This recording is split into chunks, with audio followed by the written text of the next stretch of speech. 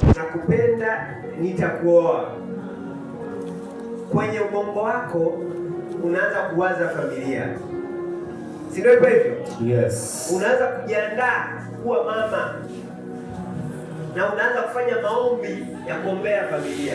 Yes. Bwana asifiwe. Amina. Kijana, unapoahidiwa utapata kazi, basi unaanza kujiandaa kuwa mfanyakazi na unaanza kujifunza namna kwenda kuifanya hiyo kazi. Kwa ahadi inapotolewa inakuandaa wewe katika mwelekeo fulani. Bwana asifiwe. Amina. Hizo ndo sababu za kutoa ahadi. Yes.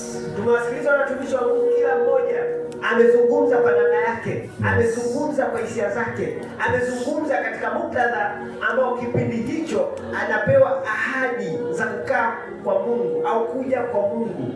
Na bahati nzuri wote wamezungumza, wanajisikia raha. Mwingine amesema sasa hizi inaonekana kijana anacheza kweli kweli. Yes. Yakini kipindi kile wanamuita Manywele alikuwa na uwezo wa kucheza kama anavyocheza kwenye hii madhabahu. Yes. Yamkini kipindi wanamuita Manywele hakuwa kama hivi. Yes. Ni mtumishi wa Mungu. Amen. Anayefanya kazi ya Mungu. Kuna watu ambao walikuwa wanamuita Manywele, wakija kwenye madhabahu wanamshangaa Yesu. Yes. Jesus. Kwa sababu gani? Alipewa ahadi. Yes. Kuna watu pia wananitazama mimi wanashangaa, hawaelewi. Haleluya. Amina. Kwamba huyu imekuwa hivi, kwa nini hivi? Haleluya. Wanasahau kuna ahadi ambayo nilipewa na nani?